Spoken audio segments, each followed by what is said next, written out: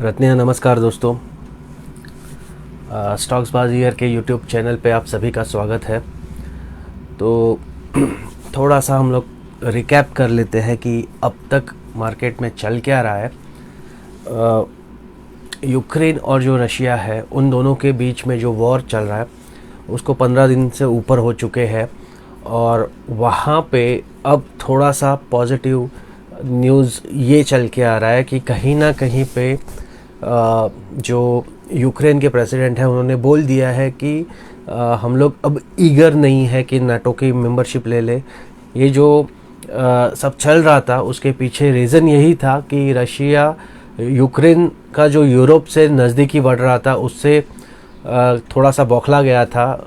वो उसको लगता था कि अगर यूक्रेन नाटो का मेंबरशिप ले लेता है तो यूरोपियन जो कंट्रीज़ है उनको यूक्रेन का टेरिटरी में आकर वहाँ पे उनके मिलिट्री बेस बनाने में सुविधा मिल जाएगी, जिससे रशिया को थ्रेट रहेगा।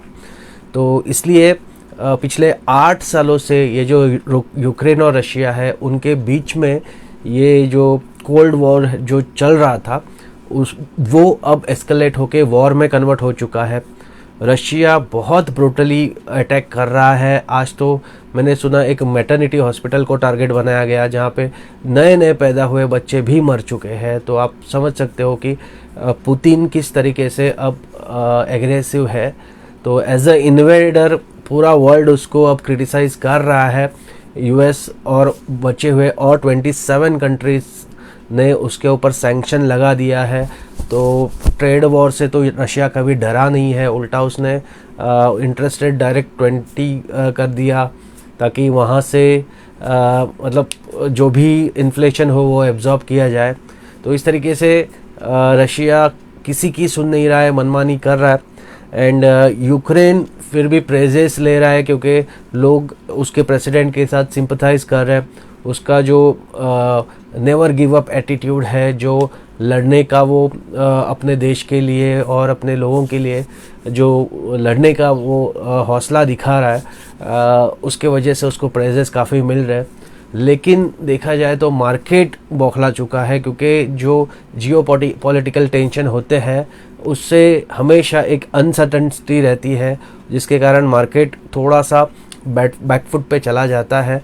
और पहले ही मार्केट जो ओमिक्रॉन के वजह से 2000 पॉइंट गिर चुका था वहाँ से उसमें और गिरावट आई। तो मैं समझता हूँ कि ये जो फॉल था उस फॉल में बहुत लोगों ने यहाँ पे नया पोजीशन लेना शुरू किया। बहुत लोगों ने, जिनके पास कैश था वो लोग ने कमाना शुरू किया। लेकिन जो लोग पहले से मार्केट में आए थे, पहले से जो लोग अटके हुए हैं, उनके जो पोर्टफोलियोज है 40% 60% नीचे थे।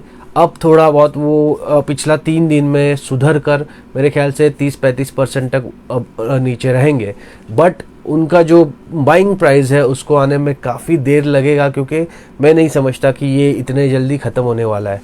तो जब थोड़ा सा बैकफुट पे यूक्रेन चला गया तब मार्केट ने पहला 15,800 से लेके मेरे ख्याल से 16,200-300 तक ये जो रिलीफ रैली दिया है, उसके बाद अब थोड़ा सा कंसोलिडेट मार्केट हो रहा है।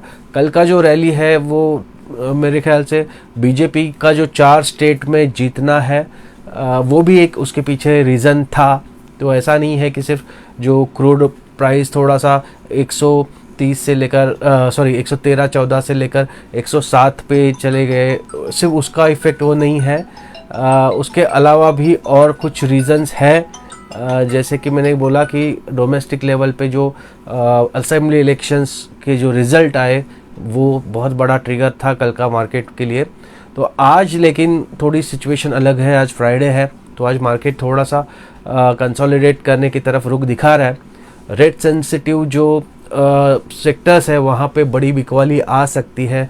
बैंक फ़िलहाल तो सस्टेन कर रहे हैं लेकिन मेरे ख्याल से बैंक गिरेगा, ऑटो गिरेगा, उसके बाद तुम्हारे जो आईटी सेक्टर है। तो जहाँ जहाँ पे इन्फ्लेशन के कारण मार पड़ सकती है वो सारे सेक्टर अब यहाँ से करेक्ट हो जाएंगे क्योंकि यूएस में 8% तक का रेट ऑफ इन्फ्लेशन रेट आने का संभावना दिया है। तो इंडिया में तो वो 9% तक जा सकता है। तो स्टैग्नेंट इकोनॉमी और बढ़ता हुआ इन्फ्लेशन, स्टैगफ्लेशन जिसको बोलते हैं, उस तरीके का कुछ सिनारियो अब यहाँ पे दिखाई दे रहा है। इलेक्शन के वजह से बहुत टाइम तक पेट्रोल डीजल के प्राइसेस को नीचे दबा के रखा गया था, लेकिन अब इलेक्शन के रिजल्ट भी आ गए, तो मेरे ख्याल से यहाँ से एक बहुत बड़ा जंप सारे के सारे प्राइजेस में आएंगे, क्योंकि जो ट्रांसपोर्टेशन वगैरह जो होता है सारे इसेंशियल गुड्स का, सर्विसेज का, ये सारा उसी के कारण होता है, तो उसके भाव अब बढ़ने वाले हैं।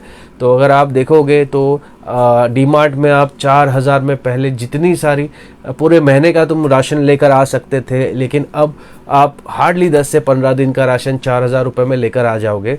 तो इतना बड़ा जो झटका है आपका बजट को लगने वाला है आए हुए अब जो दिन है उनमें। तो जब तक वॉर ख़त्म नहीं होता तब तक क्रूड ऑयल का जो टेंशन है वो तो बढ़ा रहेगा, क्योंकि ओपेक जो कंट्रीज़ है जिसमें मोस्ट बड़ा जो सबसे बड़ा प्लेयर है वो सऊदी अरेबिया है, तो उसने भी अब मना कर दिया है यूएस की बात सुनने, या यहाँ तक कि बाइडन के फ़ोन भी लोग उठा नहीं रहे, क्योंकि उनको पता है कि बाइडन बताएगा कि आप जो आपका क्रूड ऑयल है उसका एक्सपोर्ट बढ़ा दो। लेकिन ओपेक कंट्रीज़ का एक पैक्ट होता है जिसमें सबका डिसाइडेड रहता है कि कितना लेवल तक एक्सपोर्ट हर कंट्री को करना है, तो वो उस पैक्ट को वो लोग तोड़ना नहीं चाहते, और इसी के वजह से क्रूड ऑयल में जो आग लगी है उसके वजह से ये बाकी का इन्फ्लेशन है वो भी बढ़ रहा है। तो ये जो ब्रेंट क्रूड ऑयल है या जो बाकी का क्रूड ऑयल से रिलेटेड प्रोडक्ट्स है, गैसेस है, पेट्रोलियम गैसेस है, ये सारी चीज़ें अब महंगी हो जाएगी, तो उसके वजह से पेट्रोल डीजल ये सारी चीज़ें भी महंगी हो जाएगी, और उसके वजह से बाकी सारी कमोडिटीज़ भी महंगी हो जाएगी। तो अब हमको सताएगा महंगाई का डर, और उस डर के वजह से मैं समझता हूँ कि मार्केट में एक थोड़ा सा कॉशियसनेस ज़रूर रहेगा, लेकिन स्टांस जो है मार्केट का वो अभी भी बुलिश है। मैं नहीं समझता हूँ कि जो 16,000 के नीचे का जो लेवल है वो ज़्यादा दिन सस्टेन करेगा। हमने देखा भी कि वॉर के समय मार्केट 16,000 के नीचे जाकर आया, लेकिन फिर से उसने अब 16,000 को एक टेम्पररी बेस बना लिया है। तो कोशिश तो यही है कि आए हुए जो टाइम है उसमें फिर से मार्केट कोशिश करेगा कि 17,000 के ऊपर चले जाए, और 17,000 को एक बेस 2022 के लिए बना ले, क्योंकि अगर 17,000 के 2022 तक बना रहेगा तो जाके हम लोग फिर से 18,500 का जो प्रीवियस हाई था मार्केट का वहाँ तक पहुँच पाएंगे। तो मैं समझता हूँ कि दिवाली तक हमको ये देखना है कि फिर से 18,500 का लेवल हम लोग पा सकते हैं या नहीं। तो मैं मार्केट पे बुलिश हूँ, इसलिए मेरा तो ये कहना है कि जो गिरावट है उसमें आप ज़्यादा से ज़्यादा एक्यूमुलेट करो, ताकि आगे चल के जब मार्केट फिर से नई ऊंचाइयों पे रहेगा उस टाइम पे आपका पोर्टफोलियो काफ़ी हरा भरा रहेगा। तो देखो मार्केट में अब इम्पोर्टेंट ये है कि आप अपना कैपिटल बचाओ। प्रॉफिट तो दूर की बात है, अगर आपने अपना कैपिटल है उसको भी आपने ठीक से बचा के रखा तो मैं समझता हूँ कि आपने अच्छा खासा ट्रेडिंग किया है, क्योंकि सिर सलामत तो पगड़ी 50, ये सबको पता है। बहुत डिफ़िकल्ट मार्केट है, लेकिन जो लोग ट्रेडिंग करना जानते हैं और जो लोग एफएनओ में खेल रहे हैं वो लोग यहाँ पे काफ़ी पैसा बना रहे हैं। अब मैंने खुद 15,780 से लेके मतलब मेरे जो क्लाइंट्स हैं और जो मेरे फॉलोअर्स हैं उनको मैंने लेवल्स दे दिए थे कि यहाँ से अब मार्केट घूम जाएगा तो यहाँ पे आप ख़रीद लो। तो उन्होंने भी ये जो 1000 पॉइंट का रैली है उसमें पैसा बनाया है। तो पैसा बनाने वाले तो किसी भी तरीके के मार्केट में पैसा बना लेते हैं, क्योंकि जैसे कहा जाता है कि volatility is a friend of trader. तो जो ट्रेडिंग करना जानते हैं, जो प्रॉपरली पोजीशंस लेना जानते हैं, राइट डायरेक्शन में खड़े रहते हैं, उनको पैसा बन ही जाता है। ओके गाइस, तो ये सब चीज़ें आप सब मॉनिटर कर ही रहे हो कि किस तरीके से वॉर प्रोग्रेस हो रहा है, किस तरीके से इन्फ्लेशन की जो अब जो नई हम पे गाजगिरी है उसका क्या होने वाला है। उसके अलावा अब हम लोग बात करेंगे कि सेक्टर्स की। आपने देखा रहेगा कि जो मेटल सेक्टर है उसमें बहुत ज़बरदस्त लोगों ने पैसा बनाया है, क्योंकि पिछला 1-2 हफ्ते से मेटल्स का जो प्राइसेस है वो काफ़ी हाई हो चुका है। तो स्टेनलेस स्टील हो गया, एल्यूमिनियम हो गया, उसके अलावा जो कोल है, इस तरीके के सारे जो चीज़ें हैं वहाँ पे बहुत पैसा बन रहा है। तो हिंडाल्को जो है, कोल इंडिया है, और उसके अलावा जो मेरे ख्याल से स्टील की कोई भी बड़ी आप कंपनी ले लो, टाटा स्टील ले लो या JSW स्टील ले लो, वहाँ पे पैसा बना है। यहाँ तक कि वेदांता में भी लोगों ने पैसा बनाया है। तो अब उसमें जब करेक्शन आ रहा है तो मैं समझता हूँ कि वो करेक्शन फिर से उसमें बाइंग का एक मौका देगा, क्योंकि ये जो वॉर जब तक चल रहा है तब तक ये प्राइजेस में आग लगी रहेगी और इसलिए वहाँ पे पैसा बनते रहेगा। तो अगर आप समझ रहे हो कि वो जो रैली है वो आपसे मिस हो चुकी है, तो ऐसा नहीं है। अगर उस रैली में थोड़ा बहुत आपको फिर से करेक्शन मिल जाए तो उस करेक्शन में आप इन सारे स्टॉक्स को बाय ज़रूर करना। उसके अलावा जो बहुत लोग हैं जो क्रूड ऑयल का जो महंगा होना है उसके वजह से जो मार्जिन उनका कम होता है, ऐसे सेक्टर में बहुत स्टॉक्स में करेक्शन आ चुका है। और मैं समझता हूँ एशियन पेंट्स उसमें एक बहुत बड़ा प्लेयर है, क्योंकि एशियन पेंट सेक्टर में सबसे बड़ा लीडर है, मार्केट शेयर सबसे ज़्यादा उसका है। तो अगर ऐसी कंपनी आपको 2500 पे मिल रही है तो आपको उसको ज़रूर बाय करके रखना चाहिए लॉन्ग टर्म के लिए। तो मैं नहीं कह रहा हूँ कि ये शॉर्ट टर्म बेसिस पे आप इसको बाय करें। अब मौका मिला था, वहाँ से अब स्टॉक फिर से 200-300 पॉइंट ऊपर है। फिर से अगर क्रूड ऑयल प्राइसेस फिर से अगर 130 की तरफ बढ़ जाए तो फिर से एशियन पेंट नीचे गिरेगा, उस टाइम पे आप उसको फिर से बाय कर लो। तो एशियन पेंट जैसा स्टॉक आपको आपके पोर्टफोलियो में रखना है, क्योंकि वो आपको CAGR रिटर्न अच्छा देता है। 18 से 20% का कंपाउंडेड एनुअल ग्रोथ रेट से वो बढ़ता है। तो वो एक आपके रडार पे रहना चाहिए। IGL एक ऐसा स्टॉक है जो गैस में मैं समझता हूँ गुजरात गैस और IGL ये दोनों ऐसे गैस के कंपनीज हैं जिसमें जो मेन जो उनका मार्केट है वो है पॉपुलेशन। तो जैसा पॉपुलेशन गैस की तरफ बढ़ता है LPG के पास से, वैसे इन कंपनीज का जो मुनाफा है वो और बढ़ते जाता है। और मैं समझता हूँ कि इंडस्ट्रियल लेवल पे भी इनका काम काफ़ी अच्छा चल रहा है। लिंडे इंडिया का मैंने हमेशा जिक्र किया है कि वो तो रॉ मटेरियल उसका है हवा, ऑक्सीजन से मतलब वो लोग ऑक्सीजन बनाने का कंपनी है, तो कैश रिच कंपनी है। तो ऐसे जो कंपनीज हैं उसमें जब करेक्शन आ जाएगा due to increase in crude oil and petroleum products, तो वहाँ पे आपको फिर से बाइंग करनी है और वो आपको शेयर्स पोर्टफोलियो में बना के रखने हैं ताकि आपको लॉन्ग टर्म में उससे अच्छा पैसा मिले। तो IGL हो गया, MGL हो गया, गुजरात गैस हो गया, लिंडे इंडिया हो गया, ये जो गैस कंपनीज हैं उनको भी आप रडार पे रखें। इनमें काफ़ी बड़ा करेक्शन अब आएगा जो आपको लॉन्ग टर्म के लिए ये कंपनीज बाय करने का एक मौका दे देंगे। तो हमने बात की मेटल सेक्टर की, हमने बात की गैस की। अब हम लोग बात करेंगे जो रेट सेंसिटिव सेक्टर्स हैं वहाँ पे आपको क्या बाय करना है। तो देखो, इन्फ्लेशन जब बढ़ता है तो जो रोज़मर्रा की जो ज़िंदगी में लगने वाली चीज़ें हैं वो महंगी हो जाएगी।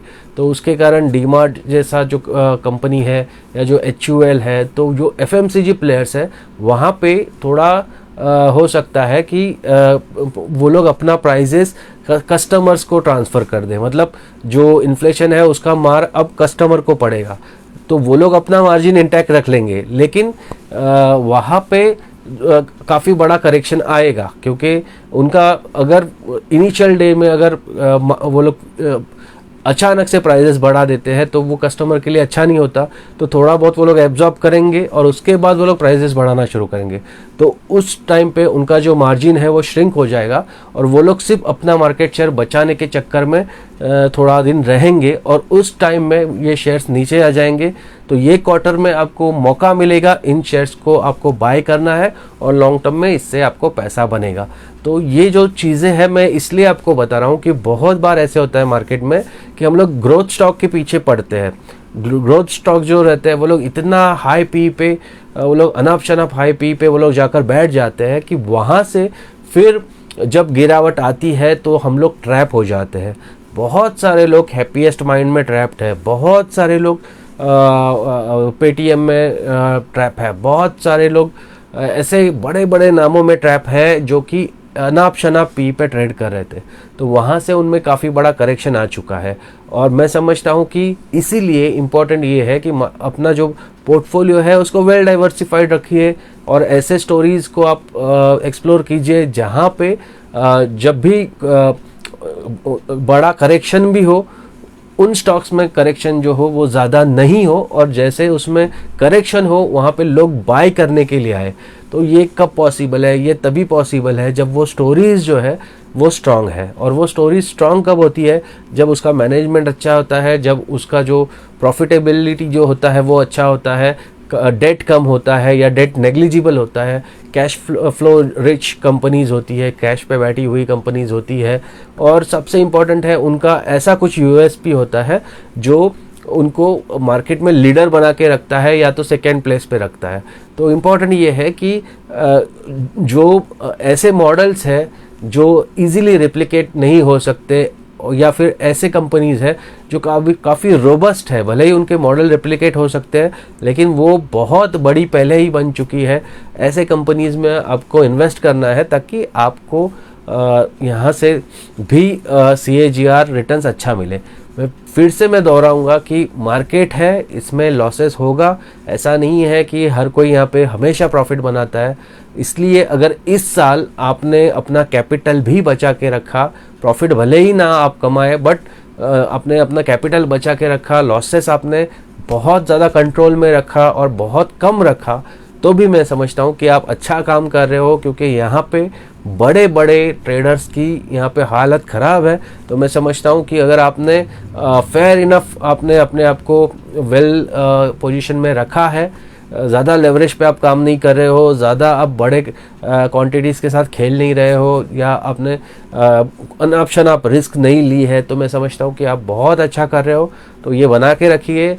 और इम्पॉर्टेंट ये चीज़ है कि जब जब डिप मिले तब आप आपका जो फ्रेश मनी है वो इंट्रोड्यूस करें, थोड़ा थोड़ा करके इंट्रोड्यूस करें, एक साथ सारा पैसा ना लगाए, प्रॉपर डाइवर्सिफिकेशन रखें। अगर आप ये सारी चीज़ें करते हो तो जब दिन बदल जाएंगे, जब मार्केट ऊपर मिल जाएगा, जब फिर से बुल रन शुरू हो जाएगा, आप अच्छे खासे जो भी आपके लॉसेस है वो कवर भी कर लोगे और उसके ऊपर आप मुनाफा भी बना लोगे। तो मार्केट में पैसा बनता है प्रोवाइडेड आप बने रहते हो, प्रोवाइडेड आपके पास होल्डिंग कैपेसिटी है, प्रोवाइडेड आप वही पैसा मार्केट में लगाते हो जो आपको मतलब लगने वाला नहीं है, जो सरप्लस जिसको हम लोग पैसा कहते हैं, वो अगर आप मार्केट में लगाते हो तो आप यहाँ पे अच्छा खासा हमेशा कमा सकते हो। मैं खुद पिछले 3 साल से कंटिन्यूस मैंने प्रॉफिट किया है। 3 साल पहले का जो मेरा एक्सपीरियंस था वो बहुत ख़राब था, क्योंकि मैं वो टाइम पे फुल टाइम ट्रेडिंग करता था, ट्रेडर था मैं, और इंट्राडे वगैरह बहुत ज़्यादा करता था, बहुत हेवी पोजीशन लेता था, दिन का 20-25 लाख का मेरा काम रहता था। तो भले ही साल भर में मैं 15 लाख कमा लेता था, लेकिन उसका एंड में मैं 2-3 लाख का लॉसेस ही करता था।